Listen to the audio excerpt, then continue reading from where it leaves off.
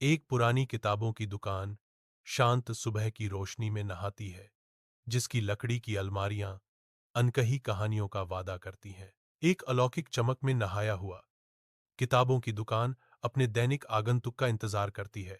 Clara अपनी साप्ताहिक अनुष्ठान शुरू करते हुए किताबों की दुकान में प्रवेश करती है। वह दहलीज पार करती है, साहित्य की दुनिया में डूबने के लिए तैयार। किताबों की दुकान की शांत सुबह की रोशनी में क्लारा एलियास को देखती है, जो कविता की दुनिया में खोया हुआ है। एलियास पुरानी किताबों के ढेर पर झुके हुए जानबूझकर सावधानी से प्रत्येक कविता पर ध्यान देते हैं। इलियास ऊपर देखता है, विचार करता है। क्या आपको लगता है कि नेरुदा को बोलकर सुनना बेहतर है या चुपचाप पढ़ना? क्लारा दृढ़ता से जवाब देती है, कहा, कविता में एक आवाज होनी चाहिए।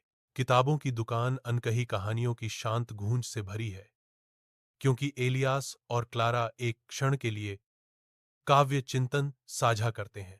किताबों की दुकान के गर्म दायरे में समय बीतता है। एक मोमबत्ती पिछले टेबल पर धीरे से टिमटिमाती है, जो उनके रात के मिलन को रोशन करती है। इलियास चुपचाप मेज पर एक मुड़ा हुआ कागज का टुकड़ा क्लारा की ओर खिसकाता है। क्लारा कागज खोलती है। उसकी आंखें इलियास के हाथ से लिखे शब्दों की ओर खींची जाती हैं। अगर शब्द पंख हैं, तो तुम आकाश हो। एक पुरानी किताबों की दुकान शांत सुबह की रोशनी में नहाती है, जिसकी लकड़ी की अलमारियां अनकही कहानियों का वादा करती हैं। एक अलौकिक चमक में नहाया हुआ किताबों की दुकान अपने दैनिक आगंतुक का इंतजार करती है। क्लारा अपनी साप्ताहिक अनुष्ठान शुरू करते हुए किताबों की दुकान में प्रवेश करती है। वह दहलीज पार करती है, साहित्य की दुनिया में डूबने के लिए तैयार। किताबों की दुकान की शांत सुबह की रोशनी में क्लारा एलियास को देखती है, जो कविता की दुनिया में खोया हुआ है। एलियास पुरानी किताबों के ढेर पर झुके हुए जानबूझकर सावधानी से प्रत्येक कविता पर ध्यान देते हैं। इलियास ऊपर देखता है, विचार करता है। क्या आपको लगता है कि नेरुदा को बोलकर सुनना बेहतर है या चुपचाप पढ़ना? क्लारा दृढ़ता से जवाब देती है, कहा, कविता में एक आवाज होनी चाहिए।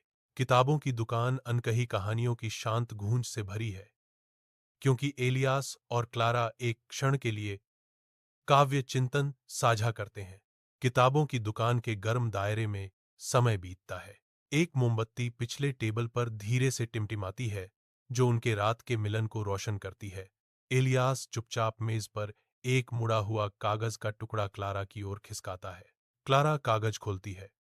उसकी आंखें इलियास के हाथ से लिखे शब्दों की ओर खींची